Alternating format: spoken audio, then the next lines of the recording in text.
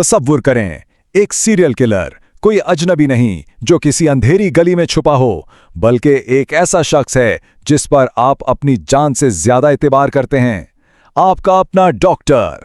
आज बतौर lead forensic investigator मैं आपको डॉक्टर हैरोल्ड शिपमैन के केस के इस तफसीली जायजे में लेकर चलूंगा। हम देखेंगे कि कैसे इसने अपने क्लिनिक को किलिंग मशीन में बदला और कैसे जदीद फॉरेंसिक साइंस और डिजिटल शवाहिद ने उसकी 23 साल जराइम की दास्तान का आखिरकार पर्दाचाक किया। इस ब्रीफिंग में हम चंद इंतहाई अहम पहलुओं पर बात करेंगे। इसका बेहतरीन मेडिकल रूप, सिस्टम की वो नाकामियां जिनका उसने फायदा उठाया, इसकी वो एक मोहलक गलती, डिजिटल और डॉक्यूमेंट फॉरेंसिक्स, कब्रकुशाई से मिलने वाले सबूत और आखिर में उसके जुराइम का दायरा और खौफनाक मुहर्रिकात। तो सबसे पहले बात करते हैं सेक्शन 1 की, उसके बेहतरीन मेडिकल रूप की। डॉक्टर शिपमैन ने इंग्लैंड के एक छोटे से कस्बे हाइड में अपने पेशे को ही अपना सबसे बड़ा हथियार बना लिया था। इसका यह रूप इतना बेऐब था कि किसी के वहम और गुमान में भी नहीं था कि अंदर क्या खेल चल रहा है। जरा इस टाइमलाइन पर गौर करें। 1974 में इसे पैथेडीन नामी दवा के नशे की वजह से नौकरी से निकाला गया, लेकिन हैरत अंगेज तौर पर इसका लाइसेंस बच गया। 1977 में वो हाइड के डोनीब्रुक मेडिकल सेंटर में भर्ती हो गया और फिर 1993 में इसने अपना आज़ाद क्लिनिक खोल लिया। ये वो वक्त था जब उसने बगैर किसी रोक टोक के मौत का खेल शुरू किया, जो 1998 में उसकी गिरफ्तारी तक बेलगाम चलता रहा।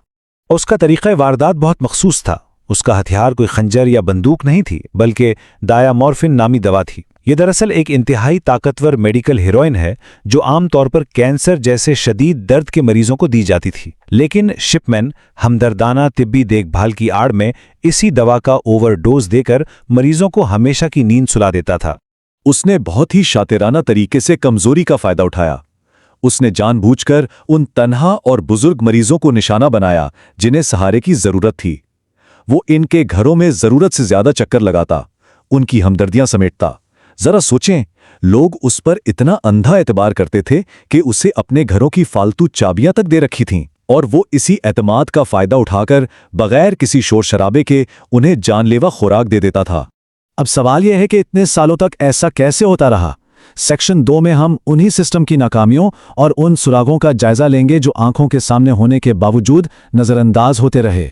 मार्च 1998 में एक बहुत बड़ा शुमारियाती तजाद सामने आया जिसने सबसे पहले शुकूक को जन्म दिया। डॉक्टर लिंडा रेनाल्ड्स ने नोट किया कि शिपमैन के छोटे से क्लिनिक में सिर्फ 3 माह के अंदर 16 अमवात हो चुकी थीं, जबकि बिल्कुल सामने एक बहुत बड़े अस्पताल में जहां मरीजों की तादाद 3 गुना ज्यादा थी, वहां उसी अरसे में सिर्फ 14 अमवात हुई थीं। ये एक वाज़े इशारा था कि कुछ बहुत गलत हो रहा है। लेकिन वो इतने अरसे तक बचता कैसे रहा? इसने मौत की तस्दीक के ब्यूरोक्रेटिक निज़ाम में बहुत बड़ी खामी ढूंढ ली थी। वो पहले जानलेवा इंजेक्शन लगाता, फिर खुद ही फॉर्म बी पर मौत की वजह बुढ़ापा लिखकर जालसाजी करता। इसके बाद किसी भी बेखबर साथी डॉक्टर से फॉर्म सी पर दस्तखत करवा लेता जो उस पर एतमाद करता था, और फिर शवाहिद को हमेशा के लिए मिटाने के लिए वो लवाहिकीन को मशवरा देता कि लाश को फौरन जला दिया जाए, यानी क्रिमेट कर दिया जाए। एक perfect cover up. Doctor Linda के अलर्ट पर पुलिस ने तफ्तीश तो शुरू की, लेकिन वो महज 1 महीने में बंद कर दी गई। क्यों? क्योंकि हमारे पास कोई तिब्बी शवाहिद नहीं थे। मरीज अपने ही घरों में कुर्सियों पर बैठे पूरे कपड़ों में मुर्दा पाए जाते थे। कोई खून नहीं, ना कोई हाथापाई, और चूंकि ज्यादातर लाशें जलाई जा चुकी थीं और शिपमैन ने जानबूझकर कोई कागजी सबूत नहीं छोड़ा था, तो इब्तिदाई तफ्तीश रुक गई और वो दोबारा आजाद हो गया। लेकिन हर मुजरिम कभी ना कभी एक मोहलिक गलती जरूर करता है। सेक्शन 3 उसी टर्निंग पॉइंट के बारे में है जहां उसकी एक बेवकूफ़ी ने उसके ताबूत में आखिरी कील ठोक दी। जून 1998 में उसने हाइड की 81 साला साबिक मेयर कैथलीन ग्रंडी को निशाना बनाया, लेकिन यहां शिपमैन फंस गया। कैथलीन की बेटी एंजेला वुडरूफ खुद एक तेज तरार वकील थीं। जब उनके सामने एक वसीयत आई जिसमें उनकी वालदा की सारी जायदाद शिपमैन के नाम कर दी गई थी, तो उनकी कानूनी बसीरत ने फौरन अलार्म बजा दिया। वसीयत बनाने वाले को उनकी वालदा की दूसरी जायदाद का इल्म ही नहीं था। एंजेला फौरन समझ गई कि यह सरासर जाली है, और इस एक मुशाहिदे ने हमारे लिए दरवाजा खोल दिया। अब बारी थी शवाहिद की। सेक्शन 4 में हम बात करेंगे कि कैसे डिजिटल और डॉक्यूमेंट फॉरेंसिक्स ने इसके गिर्द घेरा तंग किया और केस को शक से निकालकर साइंस पर ला खड़ा किया। हमने इस जाली वसीयतनामे को फॉरेंसिक लैब भेजा। माहिरीन ने फौरन निशानदही की कि टाइपिंग में कुछ मखसूस हरूफ गायब हैं और उनकी तरतीब गैर मामूली है। बतौर तफ्तीशी कार हमने शिपमैन का पुराना टाइपराइटर कब्जे में लिया और आप यकीन करें, इस टाइपराइटर की मैकेनिकल खराबियां, इसकी टूटी हुई कीज इस जाली वसीयत के खदोखाल से बिल्कुल 100% मैच कर गईं। यह सबूत की वो कड़ी थी जिसे तोड़ा नहीं जा सकता था। और डिजिटल रिकॉर्ड्स में तो उसने एक और बहुत बड़ी तकनीकी गलती कर दी। खुद को बचाने के लिए उसने अपने क्लिनिक के कंप्यूटर में पिछली तारीखों की झूठी एंट्रीज की, ये दिखाने के लिए कि कैथलीन तो खुद हीरोइन की आदी थी, लेकिन वो कंप्यूटर सॉफ्टवेयर के automatic last edited time stamp को चकमा ना दे सका। हमारे फॉरेंसिक डेटा ने वाज़े तौर पर साबित कर दिया कि ये सारी एंट्रीज कैथलीन की मौत के बाद बनाई गई थी। उसने खुद को अपने ही बिछाए हुए जाल में फंसा लिया था। ये शवाहिद तो काफी थे, लेकिन हमें कत्ल को हतमी तौर पर साबित करना था। सेक्शन 5 दर्दनाक हकीकत की खोज में हम उन इंतहाई मुश्किल और लर्ज़ाखेज साइंसी मराहिल का जिक्र करेंगे जो हमें उठाने पड़े। हमने फैसला किया कि कैथलीन ग्रांडी की कब्र कुशाई की जाएगी। ये किसी भी खानदान या तफ्तीशकार के लिए एक तकलीफदेह मरहला होता है, लेकिन जब लेबॉर्ट्री में जदीद टॉक्सिकोलॉजी टेस्ट्स के जरिए इन बाकियात का तज्जिया किया गया तो नताइज हिलाकर रख देने वाले थे। उनके टिश्यूज में डायामॉर्फन की इतनी बड़ी और जानलेवा मिकदार मौजूद थी कि ये किसी भी जाविये से तबी मौत नहीं हो सकती थी। इस एक लेबॉर्ट्री टेस्ट ने हमारे सारे शुकूक को कानूनी यकीन में बदल दिया। इस ब्रेक थ्रू के बाद हमने पुराने केसेस की फाइलें दोबारा खंगालीं और एक ऐसा पैटर्न सामने आया जिसे झुटलाया नहीं जा सकता था। 15 ऐसे केसेस मिले जिनमें मरीज अपने घर की कुर्सी पर अचानक मुर्दा पाया गया।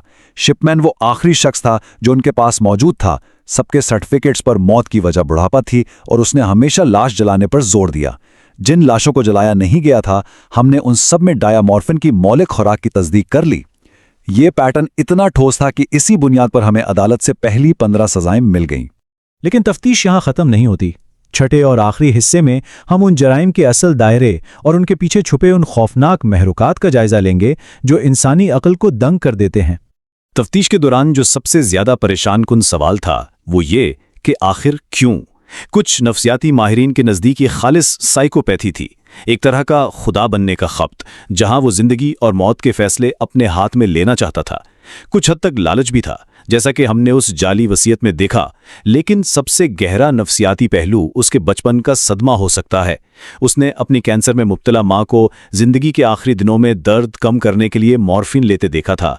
ये बहुत मुमकिन है कि इसी वाक़े ने उसके जहन में तिब्बी देखभाल और मौत के तस्वुर को आपस में मिलाकर एक ऐसा जानलेवा जुनून पैदा कर दिया हो जिसका खामियाजा सैकड़ों लोगों ने भुगता। और ज़रा इस सारी सूरत हाल में हाइड कस्बे के उन सोगवार खानदानों पर पड़ने वाले असरात का तसव्वुर करें। ये कम्युनिटी मुकम्मल तौर पर बिखर चुकी थी। इन खानदानों ने अपने प्यारों को अंधे एतमाद के साथ एक मसीहा के हवाले किया था, जो दरअसल एक सफ़ाक कातिल निकला।